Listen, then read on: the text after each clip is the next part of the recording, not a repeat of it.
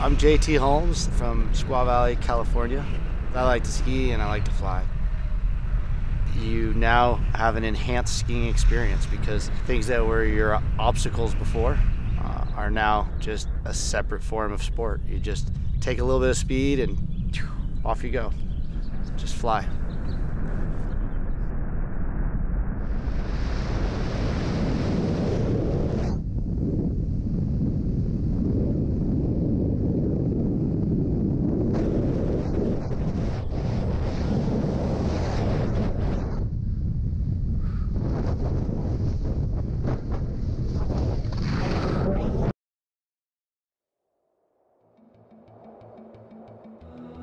First time I went water skiing was at High Sierra Water Ski School in 1986 with Lee Schmidt. JT's parents continually gave him lessons as a child through our school until he was in his teens. I remember I kept looking down thinking, wow, I'm actually gliding on the water. And I was hooked. I just thought, this is bitching. We're doing it right now, going across the water. I still go skiing with Lee Schmidt. It's a, special treat. Go rip a morning away.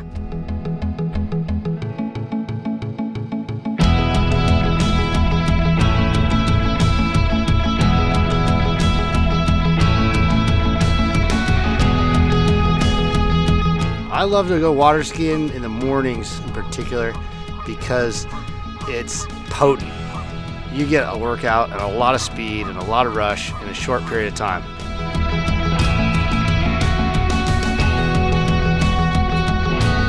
Water skiing and snow skiing are almost exactly the same thing, except one occurs on a mountain and the other one occurs on a perfectly flat surface. Both have kind of a fresh track component to them.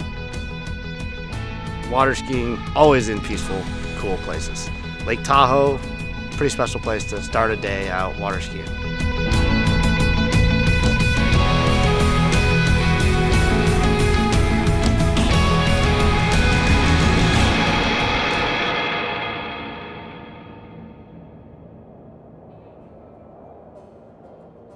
The best decision I ever made was in 1994, I believe. I skied with Shane McConkey, we ducked a rope. I was skiing with Shane and we looked back and there was this kid on these little Rossi mogul skis with a mouthful of braces who was just kind of tagging along and following us everywhere. We knew he was a good skier. He obviously was kind of on our tails everywhere and we were trying to ski fast. And I just like, what are these guys doing? Skiing their afternoon away on a Wednesday, they don't got any jobs. And I said, Shane, well, what do you do for money? And he said, I'm a rock star pro skier, man. And he looked at me with this smile and I just was like, that's what I'm gonna do.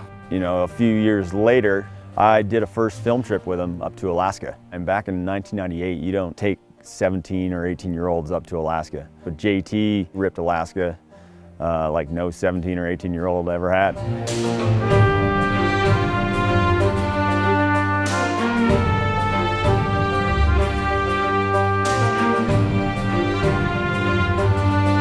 I was talking to Shane about JT's skiing abilities and Shane said, JT's one of the best skiers out there. And it was really cool to hear that from Shane because he didn't compliment a lot unless he really meant it. And I spent a lot of years with him, a lot of time with him, but I think the gnarliest things I've seen him do are actually on cameras where I wasn't there. He did a backflip off like a 130-foot cliff in Utah, skiing.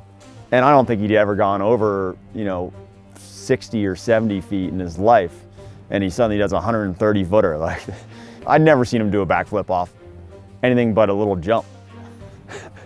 And he goes and does that. It's like, what? Shane sliding 60 miles an hour on water skis. Yeah, it changed a lot of things because it was just the way Shane proved his point.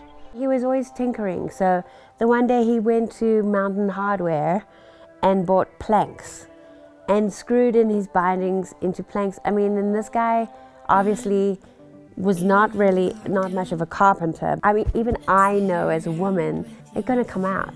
So when he did the water skiing thing, I was like, yeah, okay, now really? He wanted to prove his point that the water ski shape worked. He brought those skis up to British Columbia and he made a couple of test runs and then he skied this massive face called Harrison Motel.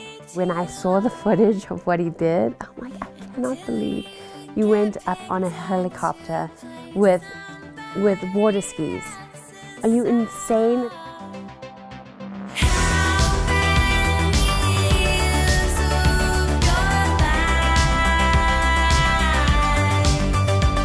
If Shane didn't get his point across that way, he was going to get it across another way. He was persistent enough and talented enough that his sponsors would eventually cave in and invest in the most bizarre ski molds that anybody could ever think up. I told him over and over again, I'm like, Shane, you're probably one of the most incredible artists I've ever met. And he's like, no, I'm not an artist. But he was, you know, so.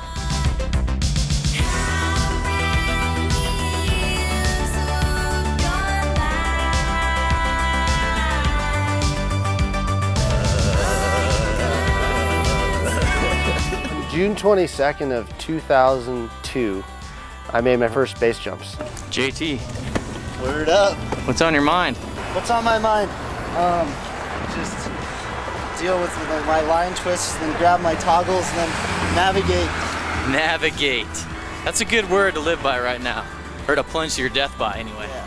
It was a weekend that Shane McConkey had planned in which he was going to just take some of his friends and bring him base jumping. So it was Aaron McGovern, Chris Davenport, Jeff McKittrick, and Othar Lawrence. So the four of us went to what Shane called death camp. Oh God. See ya. Yeah! Yeah!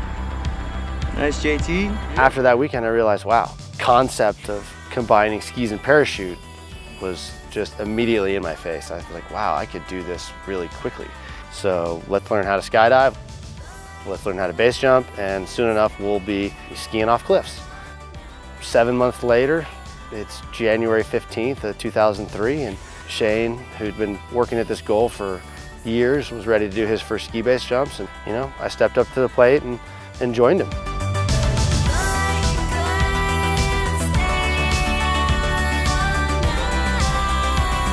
I've been dreaming about doing this my whole life, like worrying about all the gnarly things could happen, trying to figure out how to stick it clean, not die. And this bastard learned how to base jump like 2 months ago.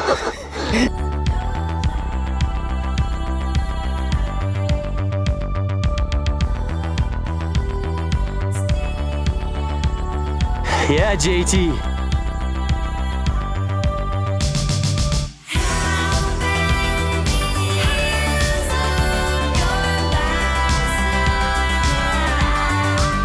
We were pretty much just on one for the next few years. All we wanted to do was ski off cliffs with our parachutes. They were the first ones to become regulars at it. They were the first ones to not look at it as a one-off stunt. And they started seeing cliffs all over the world where, hey, I can go do that, and they'd go do it.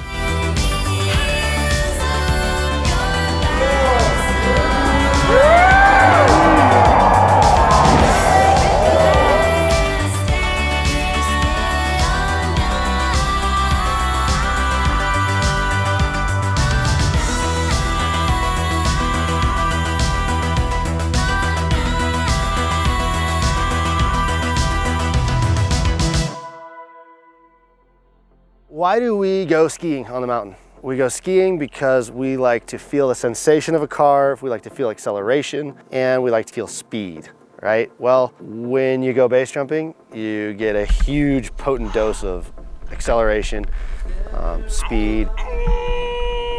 You get behind a boat with glassy water and a high performance water ski, you're ripping. You know, you've got acceleration, smooth carving sensation, and speed. When I do a cut, you know, I'm getting slingshotted up to speeds that are maybe 60. I don't know. I don't really do the math, but I know what a sensation of acceleration feels like, and you can get it over and over and over again behind a boat with a water ski.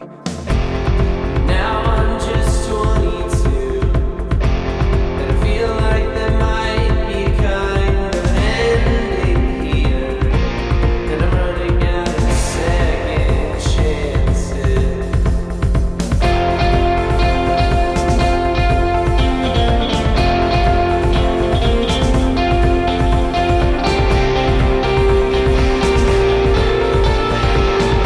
No, I haven't seen short line water skiing, but going through there with the full length of rope, I've only been through a course, you know, I've probably got a dozen passes in my life.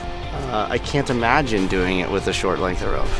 It's just become so precise. It's crazy. There's a lot of G-forces. Need a lot of strength to back it up.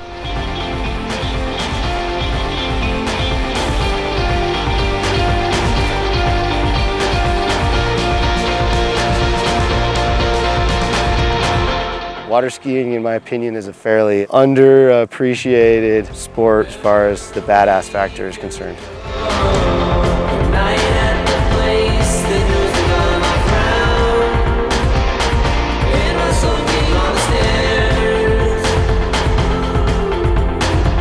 You just feel good, you know, you feel like this feeling of, yeah, there's no place in the world that I'd rather be right now.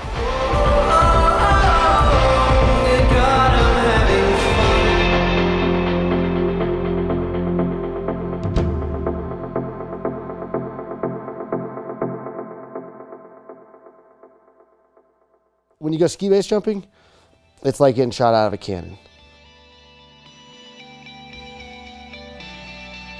When you're wingsuit flying, it's like you're flying an F-14 or something.